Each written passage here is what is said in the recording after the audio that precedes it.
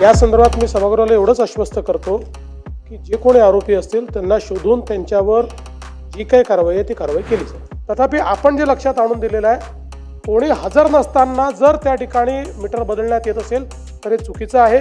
त्या संदर्भात आदेश दिले जातील। त्यावेळेस जेव्हा आपण घोषणा केली, घोषणेनंतर आपल्या लक्षात आलं की हा सगळा पैसा निर्यातदार घेतील, म्हणून आपण त्याच्यात तरतूद अशी केली आहे की तो पैसा शेतकऱ्याला गेला पाहिजे। त्यामुळे आम्ही तो शेतकऱ्याला जाईल असाच प्रयत्न करू। खरं म्हणजे मध्यंतरी महाराष्ट्राला खूप गोष्टी भोगाव्या लागल्या, कोविडचा काळ आला, अनेक अडचणी आल्या, अनेक स्थगिती आल्या, पण या सगळ्या गोष्टी विसरून जायच्या। कारण आता आपण ठरवलं आहे महाराष्ट्र आता थांबणार नाही आहे। मुंबई कालही महाराष्ट्राची होती, आजही महाराष्ट्राची आहे, आणि जोपर्यंत चंद्र आणि सूर्य आहे तोपर्यंत ती महाराष्ट्राचीच राहील।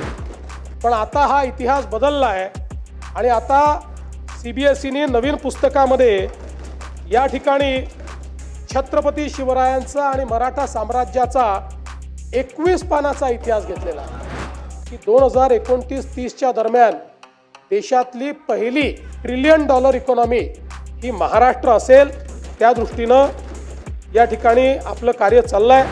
तर म्हणजे शिंदेसाहेब जेव्हा मुख्यमंत्री झाले तेव्हापासून तर आत्तापर्यंतचा आपण विचार केला तर डावोसची गुंतवणूक 17,57,801 कोटी रुपयाची आहे, आणि यामध्ये जे सामंजस्य करार झाले त्यातल्या सामंजस्य करारापैकी त्याची एकत्रित जी काही अंमलबजावणी झालेली आहे त्याचं प्रमाण 75% आहे। आपण बघितलं असेल तर 24-25 मध्ये विक्रमी 1,64,775 कोटी रुपयाची परदेशी गुंतवणूक आपल्याकडे आली।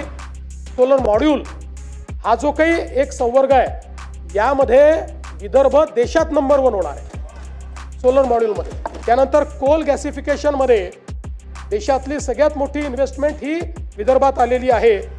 जवळपास 70,000 कोटी रुपयाची इन्व्हेस्टमेंट आहे। तर मराठवाड्यामध्ये आपण DMIC सुरू केलं, त्यामध्ये इलेक्ट्रॉनिक उत्पादन निर्मिती, सेमीकंडक्टर, सोलर पॅनल आणि मॉड्यूल यामध्ये गुंतवणूक आलेली आहे 50,000 कोटी रुपयाची। जवळपास रोजगार 30,000चा त्याच्यामध्ये आहे। संभाजीनगरला आणि मराठवाड्यामध्ये जी गुंतवणूक आली आहे ती 50,000 कोटी रुपयाची आलेली आहे। आणि मिहानमध्ये आपल्याला या ठिकाणी अप्रत्यक्ष आणि प्रत्यक्ष जो रोजगार आहे हा आता 1,27,225 लोकांना प्राप्त झालेला आहे। आता थेट जी मदत आहे ती जवळपास 15,007 कोटी रुपये हे शेतकऱ्यांच्या प्रत्यक्ष खात्यामध्ये गेलेले आहेत। पिकाचे पैसे 92 लाख शेतकऱ्यांच्या खात्यामध्ये गेलेले आहेत। आपण राज्याच्या या योजनेकरता 26,681 कोटी रुपये हे खर्च करतो आहोत आणि शेतकऱ्यांना मोफत वीज देतो आहोत। गेल्या 2 वर्षामध्ये ऊर्जा क्षेत्रातले 21 पुरस्कार हे महाराष्ट्राला मिळालेले आहेत, सगळे प्रेस्टिजियस पुरस्कार आहेत। आत्ता आपल्या महावितरणने नवीन रेकॉर्ड केला, गिनीज बुक ऑफ वर्ल्ड रेकॉर्डने आपल्याला जगातलं हायेस्टचं सर्टिफिकेट दिलं। एका महिन्यात 45,911 पंप आपण लावले। 1 जुलैपर्यंत आपण ही जी काही कर्जमाफीची आपली योजना काय असेल या योजनेच्या संदर्भातले सगळी घोषणा आपण त्या ठिकाणी करू। अकोल्याचा संपूर्ण अनुशेष हा त्या ठिकाणी संपवून त्याच्यापेक्षा जास्त आपण सिंचन क्षमता निर्माण करतो, आणि बुलढाण्याचा जो अनुशेष आहे तो 29,000 हेक्टरचा आहे। आपण त्याच्या अगेन्स्ट जे आता 4 प्रकल्पाची कामं घेतलेली आहेत त्याच्यामध्ये 29,000च्या अगेन्स्ट 1,68,000 हेक्टरची सिंचन क्षमता तयार करतो। वैनगंगा नळगंगा प्रकल्प आहे, त्यातनं 4,04,000 हेक्टर जमीन ओलिताखाली, म्हणजे जवळपास 10,26,000 एकर जमीन ही ओलिताखाली येणार आहे। यासोबत नागपूर गोवा शक्तीपीठ द्रुतगती महामार्ग हा एक अतिशय महत्त्वाकांक्षी महामार्ग आहे। याचं नाव जरी नागपूर गोवा असलं तरी देखील याचा सर्वाधिक फायदा हा मराठवाड्याला होणार आहे।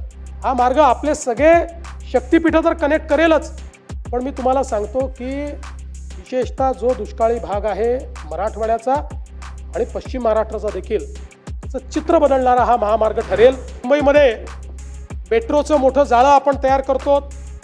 आतापर्यंत मुंबईमध्ये जी मेट्रोची लांबी कार्यरत आहे ती लांबी जवळपास 91 किलोमीटरची आहे। या 91 किलोमीटरच्या लांबीमध्ये रोज जवळपास 9,50,000 प्रवासी हे प्रवास करतायत आणि आता पुढच्या 2 वर्षामध्ये या 91 किलोमीटर सोबत अजून 132 किलोमीटरची लांबी ही कार्यान्वित होईल. आम्ही निर्णय केला आहे की दरवर्षी 50 ते 60 किलोमीटर काम पूर्ण करायचं आणि त्यामुळे मोठ्या प्रमाणात मुंबईची कनेक्टिव्हिटी ही त्यातनं वाढणार आहे. आपण जो कोस्टल रोड आहे त्याचा नॉर्थ कोस्टल रोड करतो.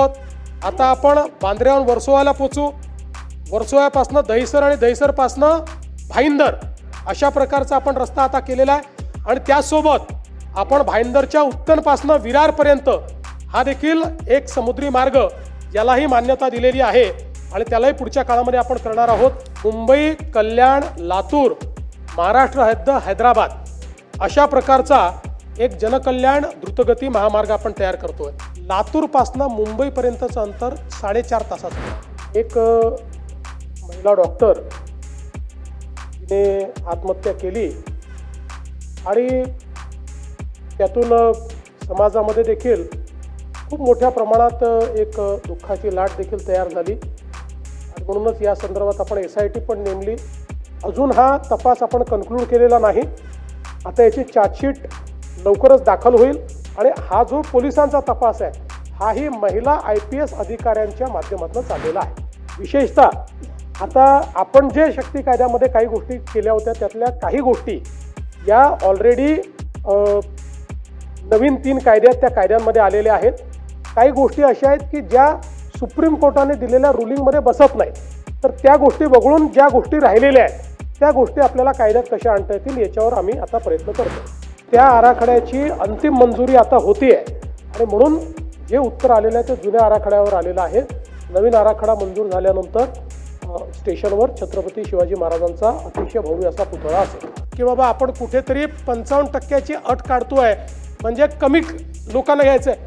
अटीचा विषय संपलाय. आता 55 नाही, 60 नाही, 50 नाही, 80 नाही, अटीचा विषयच नाही आहे. आता स्पर्धा परीक्षा आहे. नवीन हाऊसिंग फॉर ऑल ही योजना तयार करून मुंबईमधील इमारतींचा पुनर्विकास करण्यास चालना देण्यात येणार आहे. उच्च वारंवारता रडार केंद्र स्थलांतरित करण्याच्या मंजुरीची प्रक्रिया होईल.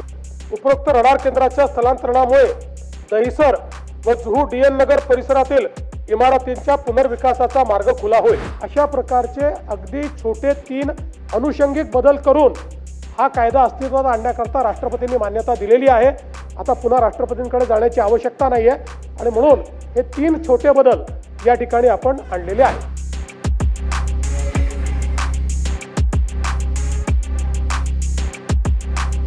भविष्यामध्ये मी या सभागृहाला आश्वस्त करू इच्छितो की जसं आम्ही अण्णासाहेब पाटील आर्थिक विकास महामंडळाला कधीही व्याज परताव्यात कमतरता पडू दिली नाही, एकही वर्षी नाही.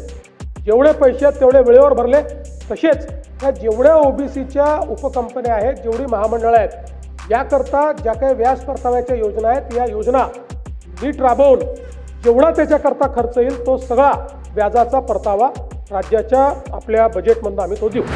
आणि आता ऑटोमॅटिक आपण चालान जनरेट करत असल्यामुळे इतक्या मोठ्या प्रमाणात चालान जनरेट होतात आणि तेवढी वसुलीची आपल्याकडे व्यवस्थाही नाही आणि म्हणून या संदर्भात काही लोक अदालत घेऊन अशा प्रकारच्या ज्या काही चालान जुने आहेत हे चालान त्या ठिकाणी लोक अदालतीच्या माध्यमातून काही रिलीफ देऊन आणि त्या चालानची वसुली करण्याचा एक विचार आपण करतो आहोत. त्यांनी बॉडी कॅमेरा असेल तरच चालान करता येईल अशा पद्धतीचं त्यांनी आता त्या ठिकाणी नियम केलेला आहे. टप्प्याटप्प्यानं तोच आपल्याला महाराष्ट्रात आणायचा आहे. केंद्रीय डिफेन्स मिनिस्टर साहेबांना, राजनाथ सिंग साहेबांना दिलं आणि आम्ही त्यांना विनंती केली आणि त्यानंतर त्यांनी देखील जे काही चीफ ऑफ आर्मी स्टाफ आणि सगळे जे काही आहेत त्या सगळ्यांशी चर्चा करून आता तो जो काही निर्णय तो अंतिम टप्प्यामध्ये आहे. आम्हाला अपेक्षित आहे की तो निर्णय लवकरच येईल. तो आला तर इथला सगळाच प्रॉब्लेम जो आहे तो बऱ्यापैकी सॉल्व्ह होईल.